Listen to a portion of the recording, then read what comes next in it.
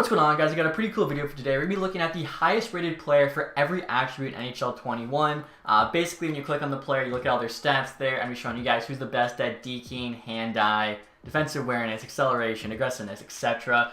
Basically discussing whether or not I think they deserve to be the highest rated player in the game for that rating, and also just looking at how high some of these stats are. So I guess we'll start off with puck skill, guys, and to do that we're going to Chicago. Patrick Kane here, 91 overall with the best hands in the game. His 97 deking, 97 hand-eye, and 96 puck control are all the highest for those three attributes. He's actually tied with Connor McDavid with 96 puck control. Deking and hand-eye, he is the solo highest rated player in the game. And then passing, he's actually one behind McDavid. McDavid has 97 passing, making him the best passer in the game. But really can't argue with that. Patty Kane's hands are pretty nasty. Obviously a very good deker, hand-eye, hitting those one-timers. Passing is obviously really good too, and I think I like that McDavid is number one though. And then puck control, tying him with McDavid. I mean, I think you could even maybe give McDavid 97 there. But really for me, outside of McDavid, no one else I think you could argue should have higher puck skills than Patrick Kane. And next, you guys are looking at the defense category. This one's actually pretty surprising. The player with the highest rated defensive awareness in the game is Patrice Bergeron, who's not even a defenseman.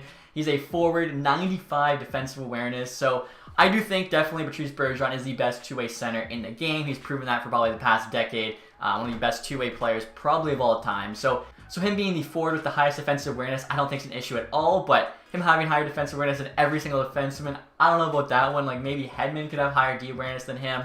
Also to his stick checking there at 95 is actually tied with Sidney Crosby for the highest rated stick checking in the game. And being tied with Crosby is definitely interesting. I do think Crosby has a very good stick. Is it the best in the NHL? I'm not sure about that. And one thing I'll actually tell you guys right now, so kind of a spoiler here looking at his stats. Even though Sidney Crosby's 93 overall, making him the second highest rated player in the game along with Ovechkin behind only McDavid, his 95 stick checking is actually his only attribute that's the best in the game. Like the rest of his attributes, there's somebody better than him. So I found that very interesting. I think that just tells you how well-rounded of a player Crosby is. If he can't be the best at anything aside from stick checking, and still has the second highest overall, basically he's good everywhere. Now one thing I guess he does have, if you count it, his potential high franchise. Him and Erik Karlsson are actually the only two players in the game with that high franchise potential. And as I was mentioning, I am kind of curious actually what Hedman's defensive awareness is. 93. So yeah, it's a couple below Bergeron. I think you probably could have that a little bit higher. Still looking at the defensive category. Face-offs, it's no longer Bergeron. I didn't mention it for him. He's actually second to Ryan O'Reilly, who's got the 95 face-offs. You might have noticed Bergeron's are 94. Those are the top two face-off men in the game. And then the next thing there, you actually have shot blocking. So Drew Doughty, I thought had the highest shot block in 91. I was just looking at a list of the top 50 players. It's actually a defenseman on the Edmonton Oilers. You guys might already know who I'm going to. Chris Russell, only 79 overall, but he does have the highest shot block in the game there at 92. I think that's definitely well deserved. I remember the one year had the most shot blocks by far. I think this year actually it's his teammate there, Oscar Klefbom, who had the most shot blocks. His is pretty high there, 88, but yeah, Chris Russell definitely I think deserves that 92 shot block. And now looking at the census category, we're actually going back to Ryan O'Reilly, who has 95 discipline, highest in the game, tied with only one other player who's on the Calgary Flames. You guys probably can figure it out already. Johnny Gaudreau there also has 95 discipline. Both these guys hardly ever take penalties. You can see Gaudreau, 12, 24, it's actually pretty high for him, 26, 4, 20, 14. In all honesty though, he should probably have like 94 and I think give it to O'Reilly, as I believe O'Reilly has a lot less than that. And yeah, look at that. He's never gone above 15. 10, 12, 2, 10, 8, 12.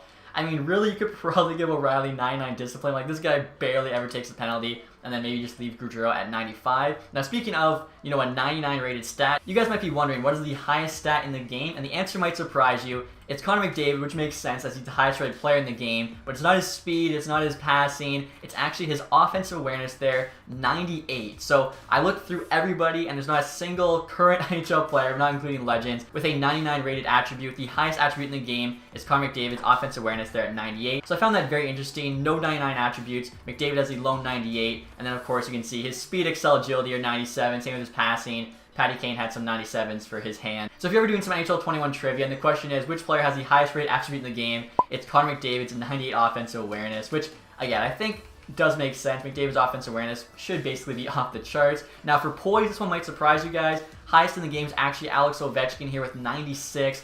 He's a lone player there at 96, but I was looking through it, there's probably 15, maybe more guys with 95. I know Crosby's got 95. McDavid, surprisingly, only has 90 Poise, which I mean, really, it's not supposed to be a playoff stat, and even when he's into the playoffs, McDavid still does well.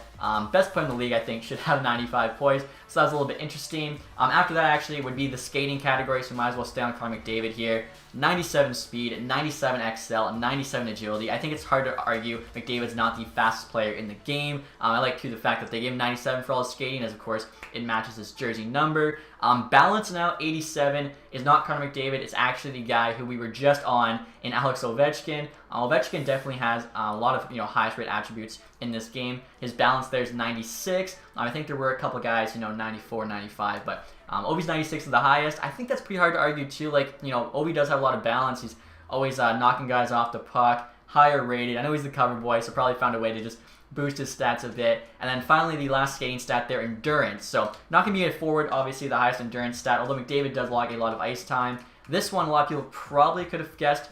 It's Ryan Suter on Minnesota Wild with a 95 endurance. So he was like leading the league in ice time, I think, 3 or 4 years in a row. He's still like top 10. I believe Shabbat had the most this year. He actually averaged 26 minutes of ice time per game right on. Ottawa's not that great of a team. He's like their only good defenseman. He's got, I think, the third highest with 93, and then I think Drew Doughty has the second highest with 94. So I do feel like they got the endurance stat pretty accurate. And now for shooting, guys, this one's kind of obvious. We're going back to Alex Ovechkin. He has the highest slap shot accuracy in the game with 95. He has the highest slap shot power, also at 95. But he is tied with Shea Weber. Surprisingly, Zdeno Chara does not have 95 slap shot power. I believe his is like 91, which doesn't make sense. It should be 95. Wrist shot accuracy, 94 is actually second to Connor McDavid, who's got a 95.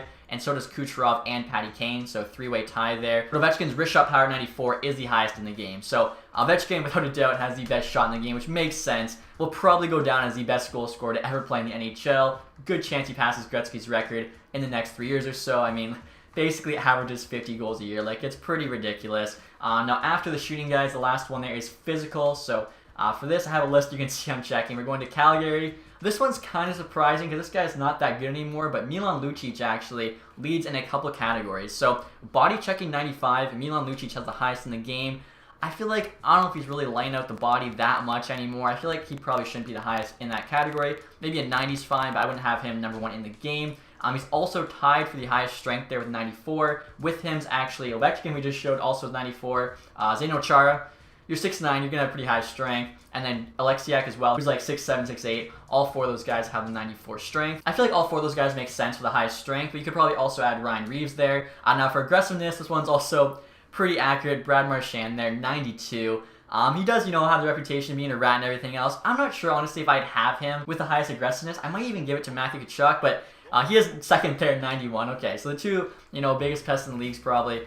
Even actually a guy like Corey Perry, I just thought of this. I wonder what his is, because you could actually argue Perry could probably even be higher than both those guys. And I just remembered I can't check Perry's stats as he somehow just got lost from the game along with Travis Hamonic. Anthony Duclair is like sort of lost. He's still on the All-Star team, so you can transfer him to free agency that way. Next few guys, we're actually looking at durability. So for this one, I'm going to show Phil Kessel as he is tied for the highest rated durability in the game at 90, but there were at least like 15 other players literally that had 90 durability. There might have even been more than that, but those were just like 15 of the guys, in the top 50 players. Now, this is a weird one too, where Kessel being tied for the highest durability definitely makes sense, but I think you could honestly even give him 95 durability, really 99 durability if you wanted to. If you look at his season, like last year there was only 70 games played, doesn't miss a game. What is that? 6 years? That was a lockout. 7 years, 8 years, 9 years, 9 years in a row. You got to go back a decade, and he still played 70 games, 82 games, 70 games. Like, that's pretty insane to me. Yeah, I mean, definitely makes sense for him to be the highest durability, and I would say you could probably argue he should have higher than anybody else. And it's kind of surprising. I just remembered to check Cogliano's. I thought maybe he could have higher.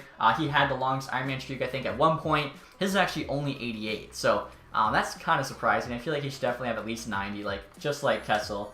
Dude basically never missed a game. And so I think the last stat we have to look at here, guys, is the fighting skills. So for that one, I will show Ryan Reeves here, as I do think he kind of got screwed on both the body check and strength stat, being beat out by Milan Lucic. So fighting skill there, you can see he has 90. He's actually tied with Lucic as well as Zdeno Chara for the highest fighting skill in the game. I think you could give him, honestly, 95. He's probably like the best fighter. And again, you can see he's got 93 aggressiveness. Body check, I think he should have just as good, if not higher than Lucic. Same with the strength. But overall, I thought, all these stats were pretty good. I thought it was kind of cool to see, who did have the best in every single category. I saw a video where the NFL did this with Madden, so thought it'd be fun to try in the NHL. But that is it, guys, for this video. Hopefully you enjoyed it. If you did, leave that thumbs up. If you haven't subscribed yet, please do that. And as always, guys, thanks so much for watching. Have a nice day. Goodbye.